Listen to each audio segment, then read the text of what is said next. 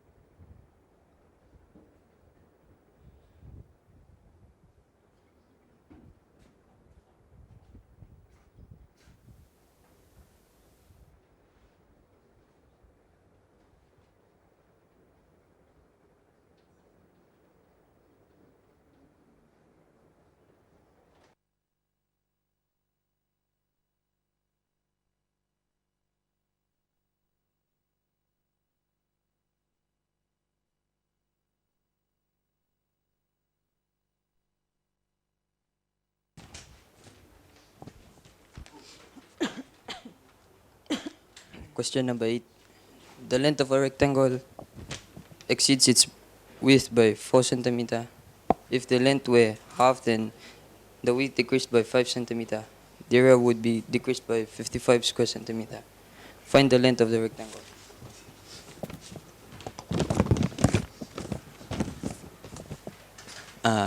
Let the width be x and the length be x plus 4. And the equation is x times x plus 4 minus 55 is equals to x plus 4 over 2 times x minus 5. X is the width multiplied by x plus 4, which is the length, minus 55, which is the area, which is equals to x plus 4, which is the length. It's over 2 because when it is halved. And x minus 5 is the width when the width is decreased by 5.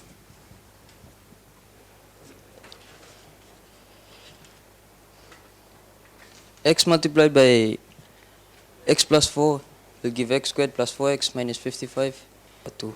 Then multiply 2 on both sides.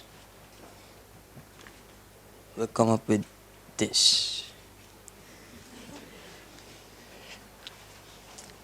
And then you expand, you get 2x squared plus 8x minus 110 equals to x squared minus x minus 20. And then we move everything to one side of the equation. We get x squared plus 9x minus 90 equals 0. Then we factorize. We get x plus 15 times x minus 6 is equals to 0, which equals to x is equals to negative 15, or x is equals to x. X equals to 6, sorry. Since negative 15 is a negative number, disregard it. And substitute 6 to x, and 6 plus 4 equals to 10, which is the length.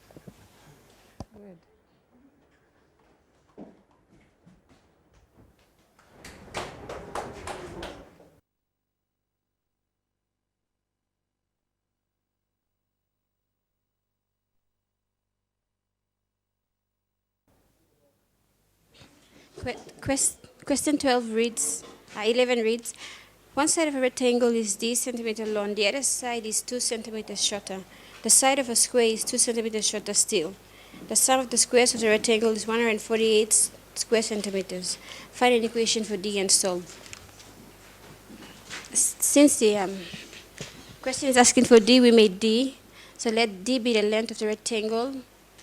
The width, therefore the width of the rectangle is d minus 2, and the sides of the square is d minus 4 centimeter.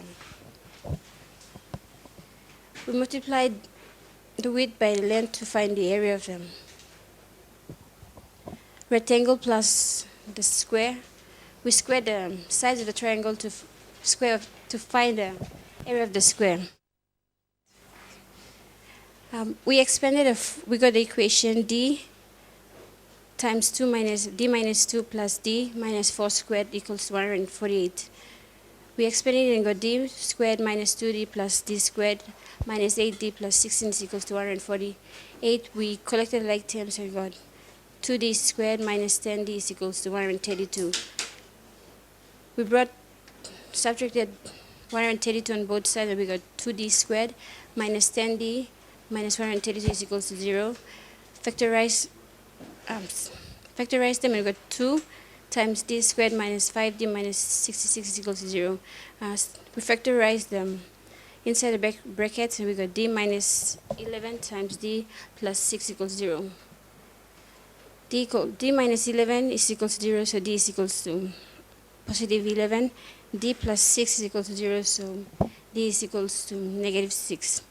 Therefore, d is 11. When you substitute and you substitute d times this equals to 11, so 11 times 11 minus 2 is 9, so 11 times 9 equals 99.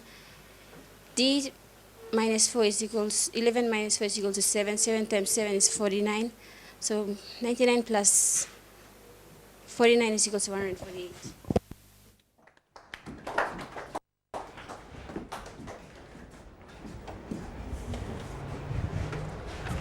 Okay, well done to those people who had the guts to come up here and explain those questions.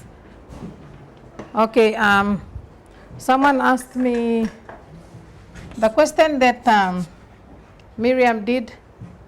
There was x times 17 minus x equals 72, which is 17x minus x squared equals 72. It's not that she moved 72 to the left. She should have said she subtracted 17x and added x squared to the right. That's why 72 remains as a positive number, because she actually moved them to the right and not 72 to the left. Okay, in case you are confused by what she said. Okay, on the questions that we looked at,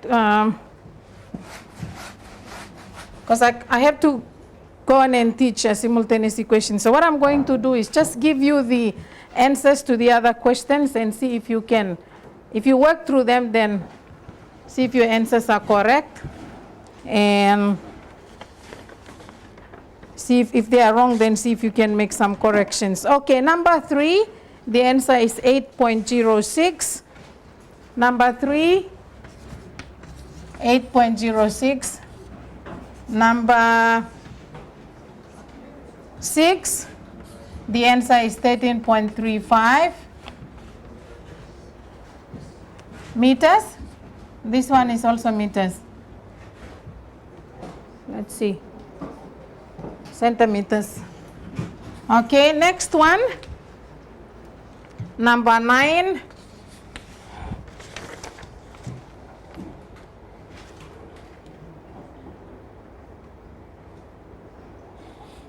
The fraction is 2 on 5. Okay, fraction is 2 on 5. That's for number 9. And number 10, if A is 9, then X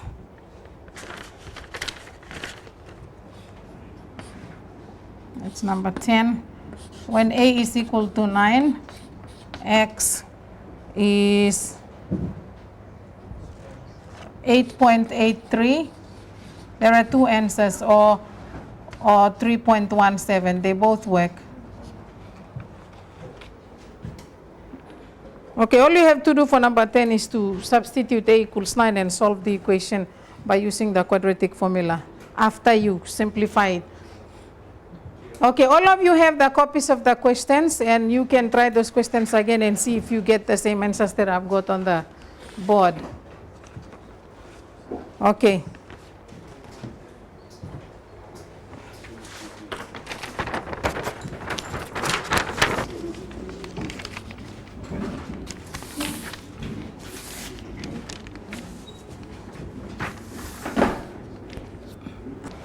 Our next lesson is on simultaneous equations.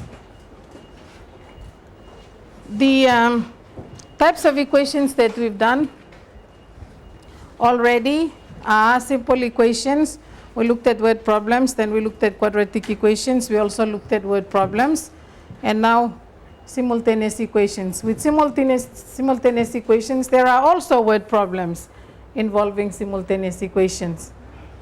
All right, I know that you've also touched them in grade 10, so this should not be new. All right, then simultaneous equations are two or more equations. They are not just two, but we're looking at two or more equations with more than one unknown. Hopefully at the end of this year you will be able to solve more than 2 equations. We'll try and teach that to you. Okay, so there are 2 or more equations with more than one unknown. Okay, with simple equations, there is only one equation with one unknown. With quadratic equations, there is one equation with one unknown, but usually sometimes there are 2 answers to that unknown. Sometimes both answers will be correct, other times you have to disregard one and accept only one. Okay, we also said that sometimes for quadratic equations you will not be able to solve but that's still a quadratic equation. Okay, simultaneous equations, we are going to solve first of all two linear equations. We are going to solve simultaneous equations that have two equations only, not three. We'll probably do that later on. So if you are solving two linear equations, they are, let's say for instance, 3x plus 2y equals 7, or x plus y and x plus y equals 3. Now they are called simultaneous equations because you have to solve them at the same time to get the answer for the two unknowns, x and y. They are called linear equations because they're actually equations of linear graphs, because you can actually plot these two and you can plot two straight lines. Also, they are linear equations because the powers are raised, the x here is raised to the power of 1, y is also raised to the power of 1. If any of them is raised to another power, that means they are no longer linear equations. Solving two linear equations, next lesson I'm going to teach you how to solve a linear and another equation which is not a linear equation. Okay, the method number one that we are going to look at is called substitution. And substitution involves when you are to make one unknown the subject of one equation and then substitute into the other and then solve. When you find one unknown, you substitute back to find the other unknown. So I've given this as an example. 3x plus 2y is equal to 7 and x plus y equals 3. You also have to note that you can only use substitution, listening, you can only use substitution if the coefficient of one unknown is 1. Okay, I stress that because you can use substitution otherwise, but it becomes difficult. If one coefficient is 1, then you can use substitution. If all of them have different coefficients, like if this one was 2x and this one was 4y, then it's best to use another method, which we will look at later. Okay, so what I've done is, like it says here, make one unknown the subject of one of the equations. So in equation number 2, first thing you have to number the equations. So this is equation number 1 and equation number 2. Then you say in equation number 2, I can see that x is equal to 3 minus y. All I'm doing is I'm subtracting y on both sides of the equation. Then I'm saying, okay, if that's the case, substitute into equation number 1. And when I do that, for every x in this equation, I will make it 3 minus y. So 3 times x, but x is 3 minus y, plus 2y is equal to 7. When I do that, I then get 9 minus 3y plus 2y equals 7. Minus 3y plus 2y gives me negative y, and 7 minus 9 gives me negative 2. So y is equal to 2 if I divide by negative 1 on both sides. If y is equal to 2, then I substitute into this back into equation 1. Equation 2, I didn't have space to write it, but usually I would. Substitute into 1. So when y is equal to 2, then x must be equal to positive 1 for the answer to be 3. Okay, so I got y equals 3 minus 2. I just moved this y to that. So otherwise, I substituted here. X is equal to 3 minus 2. So y is 1.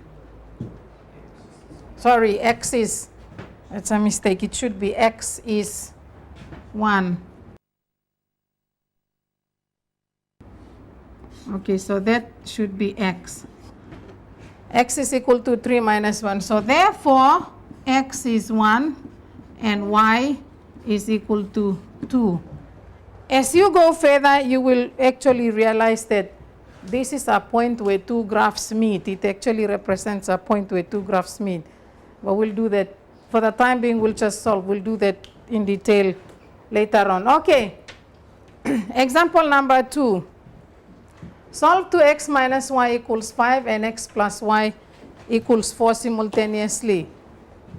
And if I I make this one equation 1 and equation number 2, right, someone tell me which letter I'm going to make the subject and of which equation?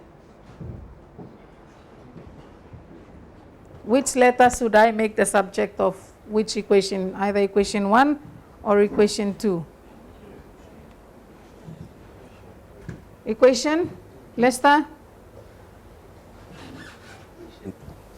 2.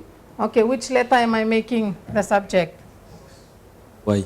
Y, okay. In equation number 2, he says I have to make y the subject, so y is equal to 4 minus x.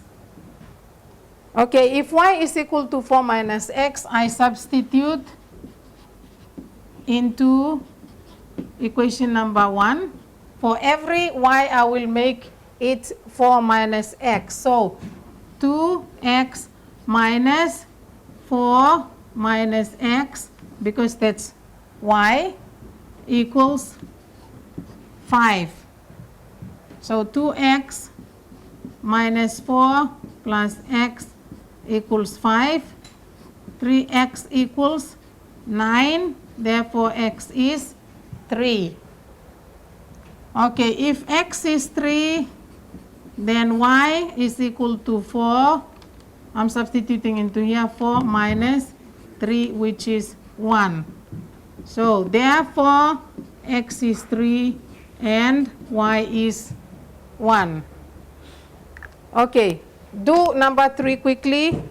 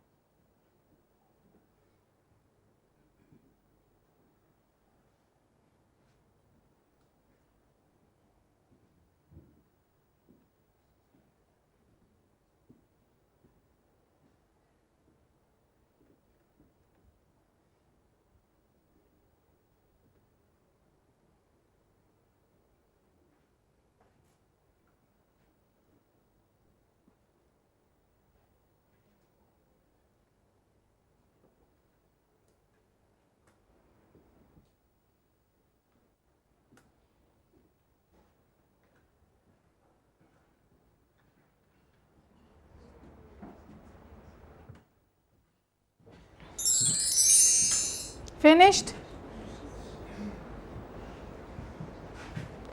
Honorable, your answers please for example number 3.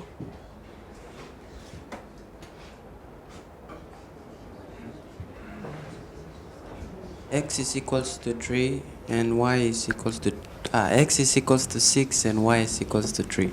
Okay, x equals 6 and y is 3. Okay, we'll just check. If you get 6 and you subtract 3, the answer will be 3. The other one, 7 times 6 will be 42. And 5 times 3 is 15. 42 minus 15 is 27. So the two solutions that you find must also satisfy the two equations. All right, apart from studying for your test,